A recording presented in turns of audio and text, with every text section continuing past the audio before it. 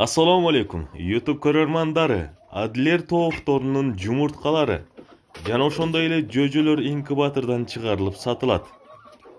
Жумуртканын баасы 50 сомдон. Ал эми жаңы чыккан жөжөлөрү 150 сомдон сатылып жатат. Бул тооккана кайсыл аймакта деп кызыгып жатсаңыздар, Ош облусунун Өзгөн районундагы Саламалик айылында. Жаркын деген ишкер эжекебиз Кыргызстандын ар кайсы аймактарына чалууга карап, жумурткаларды жана жөжөлөрдү таксиден салып жиберип жатат.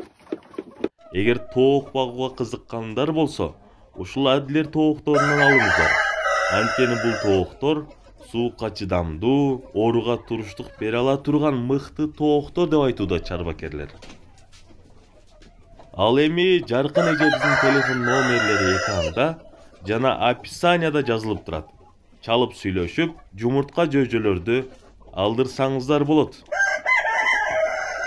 Урматтуу YouTube көрөрмандары, эгер сиздерде жакан чарбакерлик, ишкерлик же сатууга бир нерсеңиздер болсо, биздин телефон номерге байланышыңыздар.